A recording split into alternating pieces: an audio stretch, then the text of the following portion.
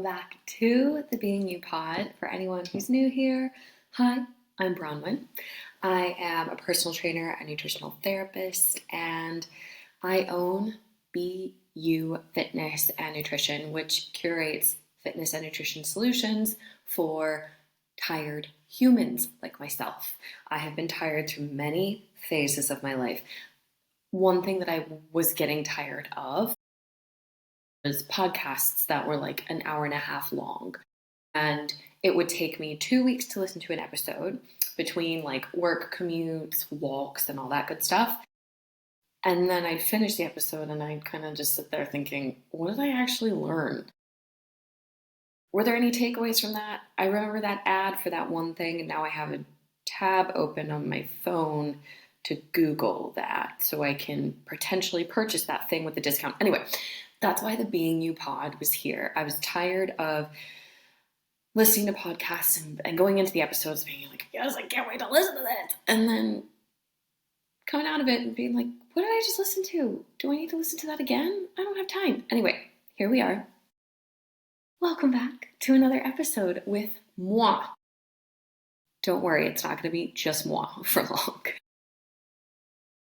For those of you who don't know, I have a great timekeeper. He is my son, and he's almost 10 months old. Right now, he's napping. We could be on a 5-minute episode right now, or it could be 25 minutes. I'm not really sure, but either way, it's without the waffle. It's without the ads. We're going to take information and put it into layman's terms. And if you are here on YouTube, welcome. Welcome, welcome. So let's dive into tending to your garden and what that means for your internal health, your external health, and especially for those of us who might be on GLP-1s. I recently attended the NTOI conference, which is the Nutritional Therapists of Ireland. It is a governing body for the nutritional therapists in the Republic of Ireland.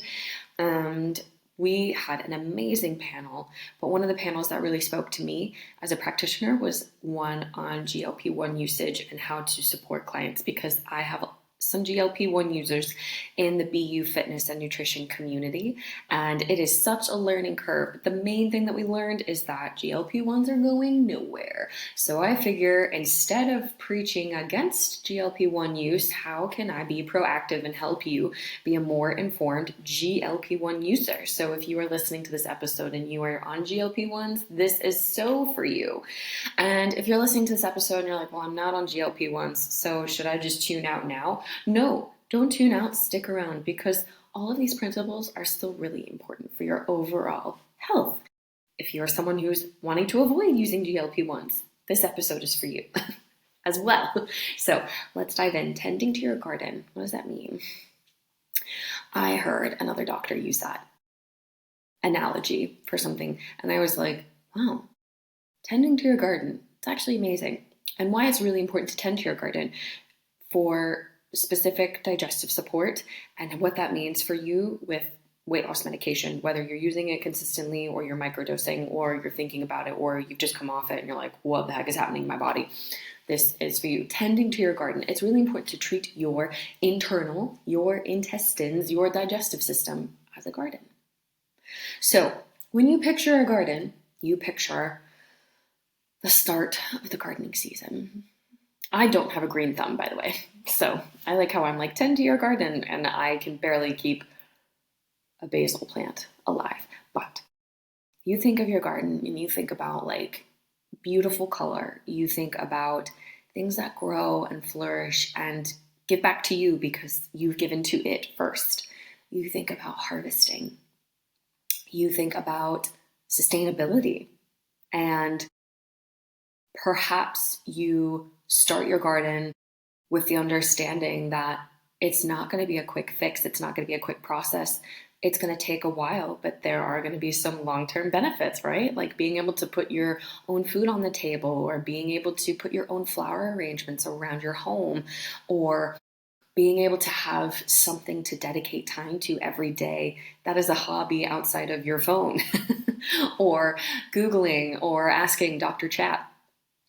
So tending to your garden is a beautiful process with long-term benefits. And tending to your own garden is a beautiful process with long-term benefits as well. So when you start your garden, you look at the soil, you look at the integrity of the soil. And if we're looking at the integrity of our soil these days, we're probably thinking, okay, it's not the best.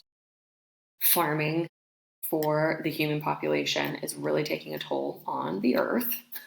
So what does that mean?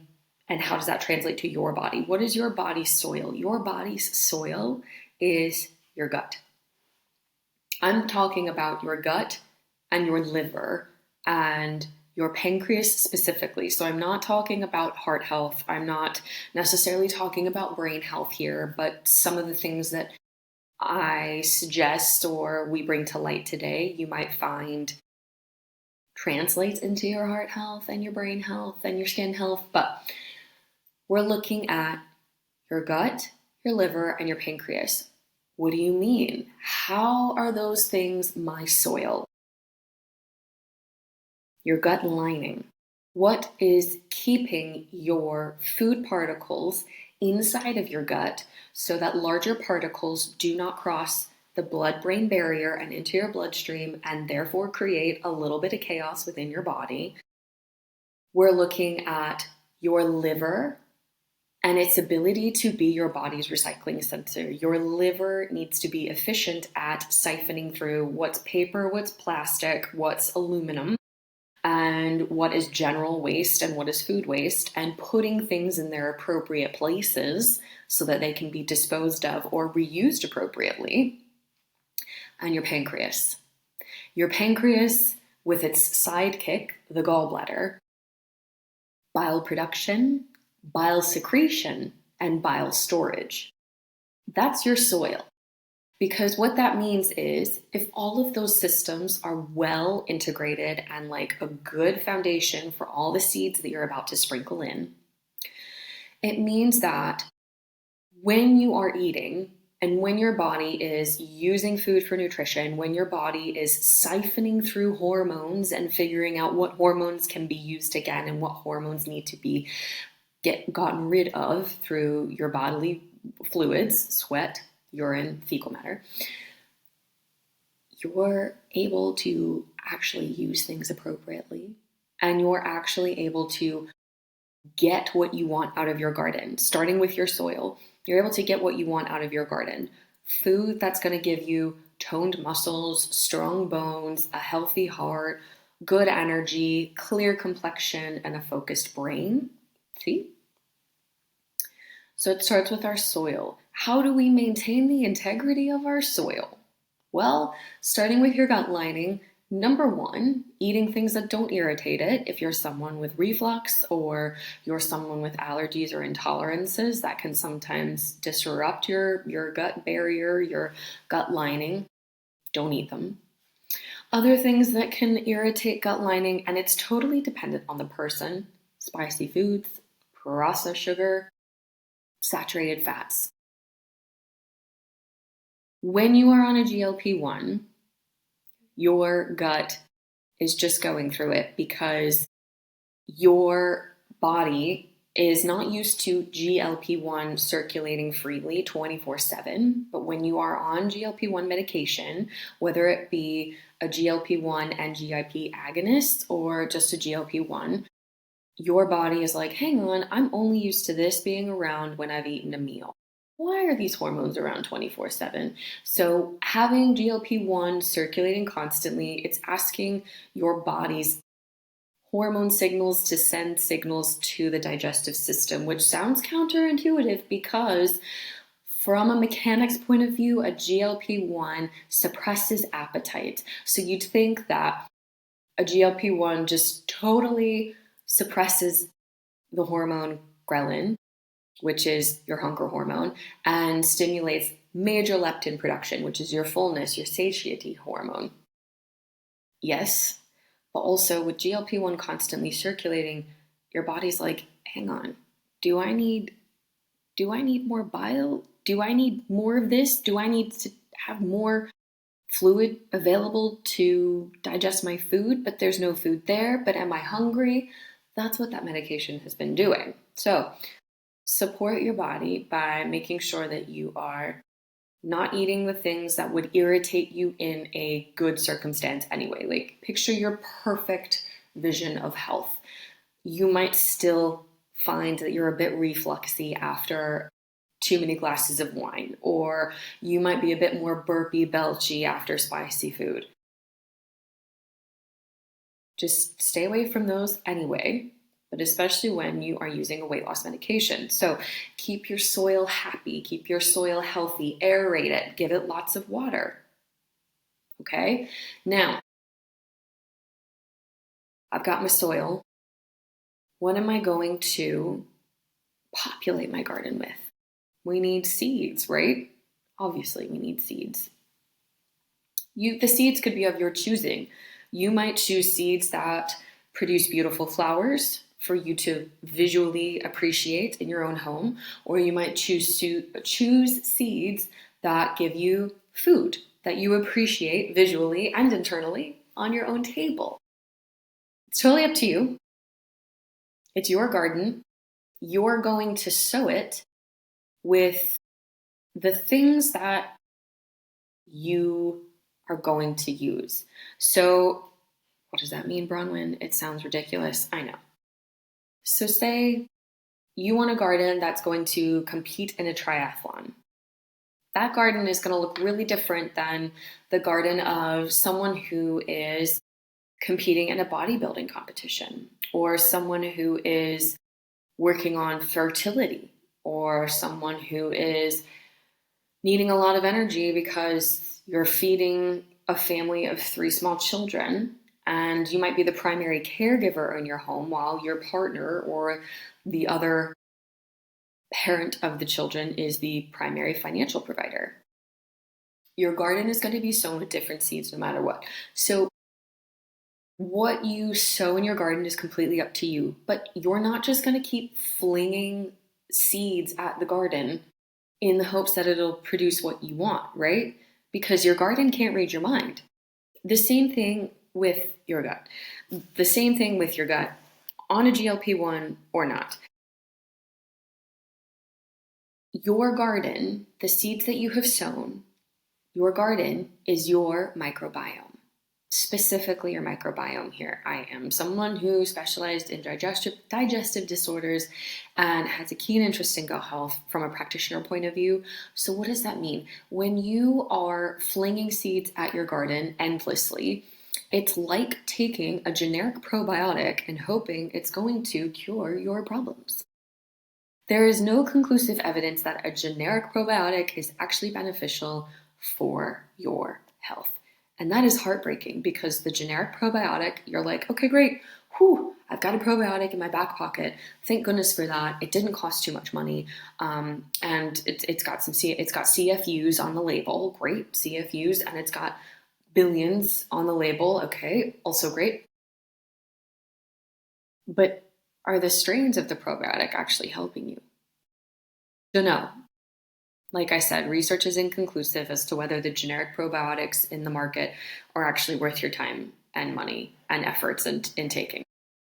When you don't want to keep flinging seeds at your garden, because if you're someone who's looking at your garden for food purposes and all of a sudden you've got flowers cropping up, you're like, great, I've got flowers, but I wanted food, or vice versa. Why do I have potatoes and carrots when I was hoping for, I don't know, tulips and roses? So you don't want to just fling seeds at your garden. You want to be specific about the seeds that you've already sown. So the soil and the seeds that you already have, your gut, your liver, your pancreas, and your gallbladder sidekick, you need to be focusing on prebiotic fiber.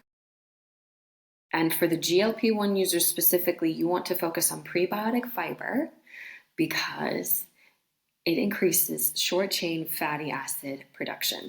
Now, I'm just here with my notes, so that's why I'm looking to the side. I'm not looking at anything else untoward, but increases prebiotic fibers, increase short-chain fatty acid production. So for GLP-1 users specifically, you need short-chain fatty acid production because short-chain fatty acid presence is what encourages your body to produce GLP-1 by itself. So if you are on GLP-1 medication and you're ready to come off of it, but you are terrified of being part of the users of the world who have been on Wegovy or Mounjaro and have regained anywhere from 40% to 45% of the weight that they've lost, you want to make sure that you're incorporating prebiotic fiber into your diet because it is encouraging your body to understand its own GLP-1 production system. So when you come off of it, or when you're someone who is not a GLP-1 user and perhaps might want to start being a GLP-1 user, you're like, okay, how can I beat the system? This is how you beat the system. Prebiotic fibers, short chain fatty acids, so that your body already has its own GLP-1 user system and operating system running in the background. So when it's ready to come back to the forefront, it can help. And it can do its job, which is help your body understand when to store fat, when to release fat, and when to use fats and carbohydrates to generate energy to have a good, strong, healthy, functioning body, and to not be susceptible to not be susceptible to metabolic syndrome. That's a different topic for a different day. So back to our garden. We've got our soil, we've got our seeds. We're not chucking a probiotic. We're not chucking hundreds and thousands of different cultures that we're not sure are going to be benefiting us or not. We're focusing on short chain fatty acid production through our food sources. The biggest two that I always say are oats and underripe bananas. Not like totally green, but you need like not quite yellow bananas. Those are the two easiest for people to grab for prebiotic food sources. You can use a fiber supplement. If you are struggling to get enough fiber in your diet, a fiber supplement could be beneficial. 20 to 25 grams is the recommended dietary allowance of fiber for adults in the Western region. I think that's a great minimum. If you are getting anywhere upwards of 30 to 32 grams, maybe it's not going to hurt you, but it might be hard on the digestive tract, which is where your probiotic foods come in. If you're getting a high fiber diet, your body might be struggling to keep up, or you might feel more backed up than normal. And that's very common for GLP-1 users because the actual like mechanics of that medication, along with its appetite suppressant abilities, it's slowing down gut motility and gut transit. So it's asking the muscles that regulate your digestive system, that regulate that gut transit to slow down. So you're going to feel more backed up. Probiotics are going to help. Fermented foods are going to help. Specifically fermented foods. I'm not saying a probiotic supplement is necessarily the most useful here. Probiotic foods, yogurt, kefir, kimchi, fermented tofu, tempeh, those are all things that are going to be resourceful here because it's helping with food breakdown. With that slower gut transit time, the other common thing that is recommended for GLP-1 users is to have a nice high fiber intake and a nice high protein intake to support your muscle tissue from being the first thing that falls off in your weight loss journey. We'd rather the fat tissue, the adipose tissue, be the thing that falls off, right? Right. So when you're ingesting high amounts of protein or higher amounts of fiber than what you're used to and what is your norm, combined with the fact that your medication usage, whether it be microdosing or consistent use, is slowing down your gut transit time, all of that is just sitting in your belly and you're feeling more gassy, more crampy, more bloated. Prebiotic fiber, probiotic foods tend to your garden, the seeds that you have sown. Am I making sense here? I really hope I am. The other thing that you're going to do to tend to your garden, whether it be for flowers or food, or maybe a little bit of both, is you're going to give your garden sufficient hydration, sufficient water. I don't think I need to really dive deep into that. The one thing I will say is that adequate hydration goes farther than just when you're ingesting food. Water helps your liver do its recycling center job. So if you're not getting enough fluids in your day, you're not getting enough water. So your water is used for urine dilution, but it's also used to make your blood. It's used to hydrate your skin. It's also used to siphon hormones and any sort of like gunk into the area of your liver so that your liver can recycle it, regenerate it, or just say, nope, this needs to go straight down the chute and out of the waste area. You don't have enough water, your liver can't really do its job as thoroughly as it'd like to. It's not that your liver can't do the job, but you'd want it to be a bit more thorough. So drink enough fluids. 2 liters is the minimum for adults. When I'm working with GLP-1 users specifically, I'm asking for 2.5 to 3 liters of water because you need a lot of fluids. And it's uncomfortable, and I understand that as well. Drinking all that fluid can be so challenging in your day, and I always give clients tricks on how to either front end the day or back end the day with water, so that maybe if you're in a very active position in work, or you've got a very busy day in work, and you're like, how am I going to get all my water in? I'm running off of caffeine and good vibes here. I help clients circumnavigate that so you don't have to worry. So we're looking at our soil, we've looked at our seeds, we've looked at hydrating our seeds. And just a quick recap, because I realize this probably sounds like a big waffle, but I hope you've gotten something out of it. Your body's garden, your soil is your digestive system, your gut lining, your liver, and your pancreas with its sidekick, the gallbladder. Your soil is responsible for making sure that all the nutrients that need to get into your roots without crossing the blood-brain barrier and having larger food particles circulating in your bloodstream where they don't belong. Your soil is also responsible for making sure that the water that you put into the soil is sent around your gut, obviously, but also towards your liver, so that your liver, the recycling and general waste center, can do its job of sorting through everything, sending things to be reused, and sending other things to be excreted. And it's also making sure that your body's bile production and bile usage matches up with the food with the food that you're using. And when you are looking at your garden, the actual contents of your garden, you're not just flinging seeds into the ether and hoping that the seeds will make this beautiful variety of whatever you have chosen. Your seeds cannot read your mind. But what you are going to do is you are going to incorporate prebiotic fiber. I'd say try and aim for a source of prebiotic fiber, truthfully, at every meal.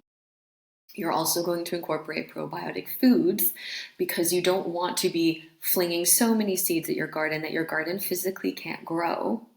And that'll be really disappointing. You're going to take the seeds that are there, you're going to feed those seeds with probiotic foods like yogurt, kefir, tofu, tempeh, and you're going to let those seeds diversify themselves, because that's what plants do at the end of the day. Plants grow, plants have their own seeds, and there are ways for seeds to spread themselves and continue to proliferate. After you've done all that, you're going to remember that you need the prebiotic foods, because prebiotics boil down to short chain fatty acids, which supports your body's own GLP-1 production and usage and circulation.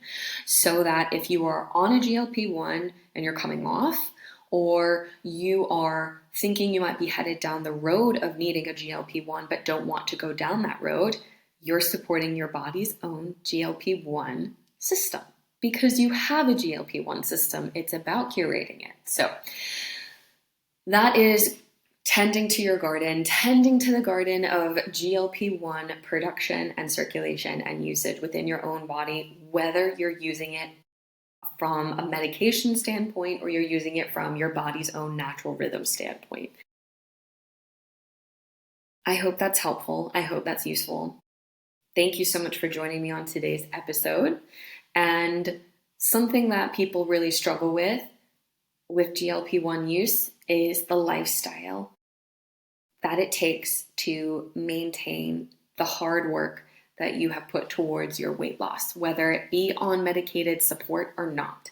And that's precisely why Function is here. Function is my 6-month fitness and nutrition capsule, which supports you through scheduled workouts, nutrition resources that give you enough protein and fiber to meet your daily needs, as well as the daily needs of someone who is on a weight loss medication. And as well, you can be a part of community of other people who are just wanting to learn their bodies better and to function better in their day to day, and just be able to function and be proud of taking up space. Because that's all what we all do in this world. We take up space, and Function is about people being proud to do so. I'm currently pressure testing Function. And what that means is you get access to all the workouts, the scheduling, the community, the weekly check-ins with myself specifically, as well as your curated nutrition resources for an extremely reduced rate for a limited time. You can join Function at any time between now, this episode airing, which is the middle of April, towards the end of May.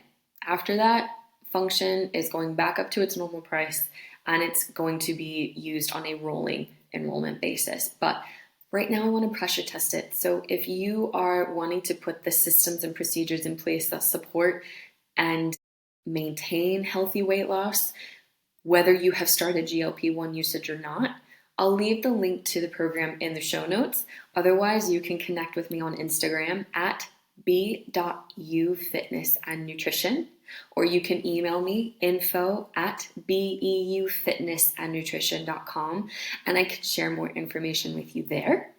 Otherwise, rate and review the episode or this podcast. It means the world to me.